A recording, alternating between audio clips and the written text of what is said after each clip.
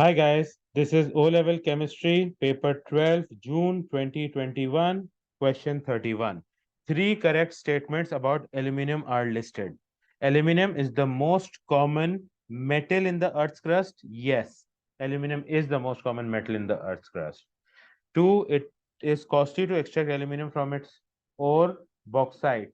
Yes, the ore for aluminum is called bauxite and it is costly to extract aluminum from its ore.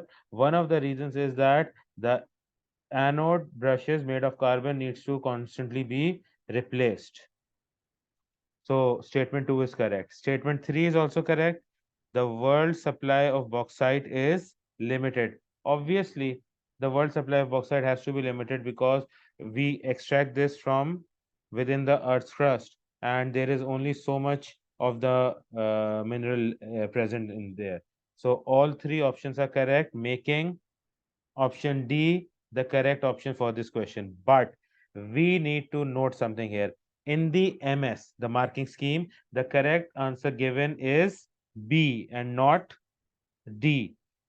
This is because they have not included statement 1 to be correct. Now, the problem with statement 1 is aluminum is the most common metal in the Earth's crust. This is 100% true. This is not wrong. In order to make statement 1 incorrect, the term metal should not have been used. They should have used the term element. If aluminum would have been the most common element in the Earth's crust, then statement 1 would have been wrong because the most common element in the Earth's crust is oxygen, but the most common metal in the Earth's crust is aluminum. So we have a discrepancy here with the marking scheme. So you need to know that they considered the term metal, or rather, they disregarded the term metal and considered it as element, making option B correct.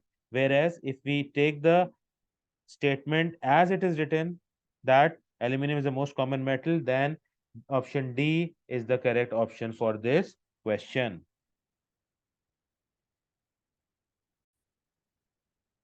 Question 32. Attaching pieces of magnesium to underground iron pipes can protect the iron from corrosion.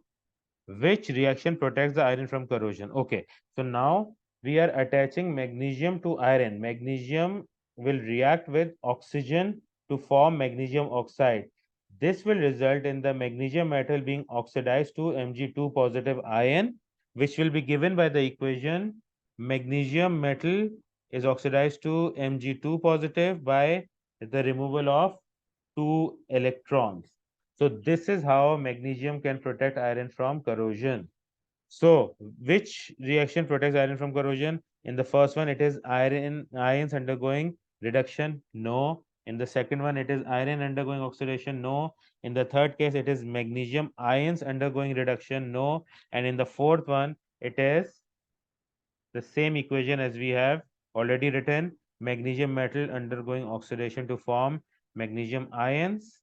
This is the correct equation. So option D is the correct option for this question. Question 33. Iron is extracted from its ore hematite in a blast furnace. Which statement about the extraction process is correct? Air is blown into the blast furnace to react with carbon. Yes, we need to oxidize carbon. So carbon is converted into carbon monoxide, which reacts with hematite and is further oxidized into carbon dioxide, thereby reducing hematite into metallic iron. So air is blown into the blast furnace to react with carbon. Correct. B. It at the bottom of the blast furnace, a layer of molten iron floats on top of a layer of molten slag. Actually, this is incorrect.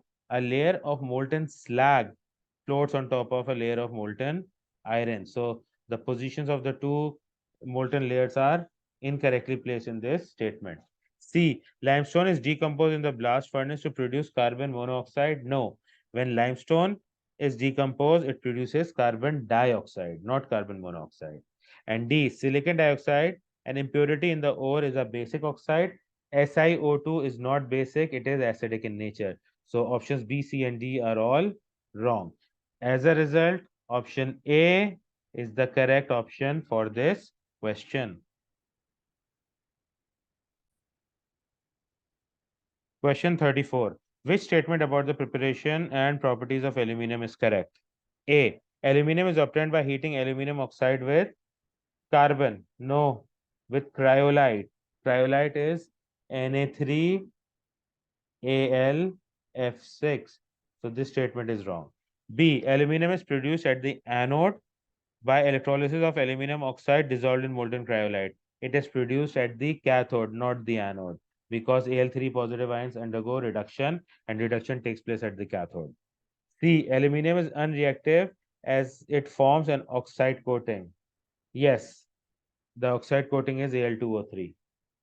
Aluminum is used in overhead electric cables as it is a good conductor of electricity and has a high density. If it had a high density, why would it be used for overhead electric cables? It is used as overhead electric cable because it has a low density, not high density. So this makes option C the correct option for this question. Question 35.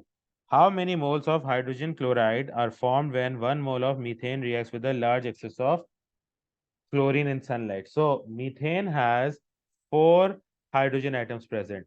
If methane completely reacts with chlorine in the presence of sunlight, then we would be needing 4 molecules of chlorine because in total we need 8 chlorine atoms. Why? Because 4 of them will be attached to carbon forming CCl4 carbon tetrachloride, and the remaining 4 will bind to the hydrogen that is removed or substituted to form 4 moles of HCl. So since the question is asked how many moles of hydrogen chloride are formed, so the number of moles of hydrogen chloride is 4, making option D the correct option for this question. Question 36. Vegetable oils can be made into margarine. Which row describes the change which takes place? Now, if vegetable oil is converted into margarine, that means vegetable oils are hydrogenated. When hydrogenation takes place, hydrogen is added into the structure of the vegetable oils. Its mass increases, and when its mass increases, its viscosity has to increase as well. So hydrogen is added and viscosity increases. This is given in option A. Option A is correct. In option B, hydrogen is removed is wrong. Viscosity decreases is also wrong. In C, hydrogen is added, yes. Viscosity decreases is wrong. In D, hydrogen is removed is wrong, but the viscosity increases is correct. So this makes option A the correct option for this question. Question 37. Which statements about alcohols are correct? All alcohols contain the hydroxide ion? No, they are covalent compounds. The OH group is covalently bonded to the carbon atoms in alcohol. 2. Ethanol can be formed from ethene using reaction catalyzed by yeast?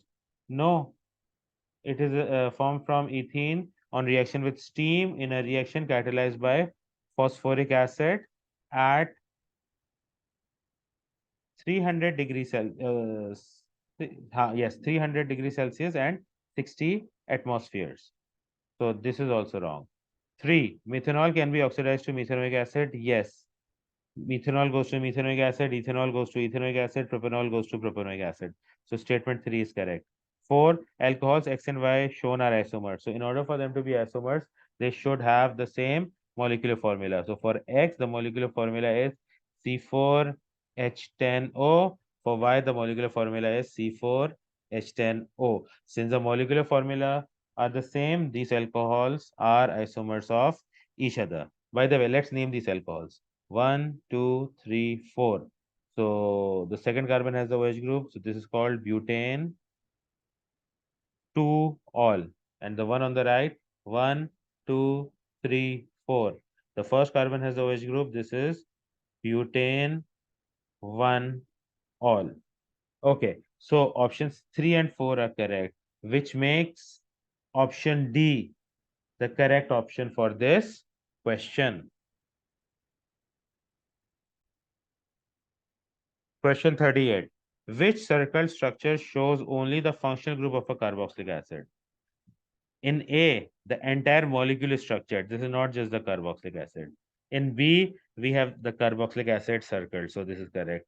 In C, we have the OH portion of the carboxylic acid circled and not the C double bond O group. So this is wrong. And in D, the circle should include the hydrogen atom attached to oxygen, which it is not included. So D is also wrong. So this makes option B the correct option for this question. Question 39. Which statement about polymers is correct? Nylon and terylene are both polyesters. Terylene is a polyester, nylon is not a polyester. Nylon is a polyamide. Proteins and nylons have the same monomer units? No. The monomers for proteins have amino acids, whereas monomers of nylon are different. None of the amino acids are forming nylon. C. Proteins have the same amide linkage as nylon. Yes, proteins are polyamides, nylons are polyamides. So they have the same amide linkage.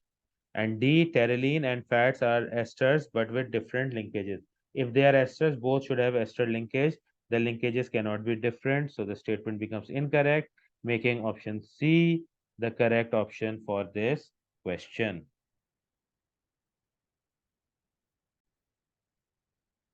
Question 40. Some information about compound X is given. X contains the element carbon, hydrogen, and oxygen only. The product of the hydrolysis of X is the simple sugar glucose. What is X? Now, X only contains carbon, hydrogen, and oxygen. So, it cannot contain nitrogen. So, proteins and nylons contain nitrogen. So, it cannot be either of these two. And the product on hydrolysis of X. So X is a polymer. So A is a polyester. Polyesters contains carbon, hydrogen, and oxygen only. D is starch. Starch contains carbon, hydrogen, and oxygen only. But a polyester is formed from a carboxylic acid and an alcohol reacting together to form the polyester. Whereas starch is formed from glucose molecules reacting together to form a polysaccharide. Right? So the correct answer here would be starch, making option D the correct option for this question.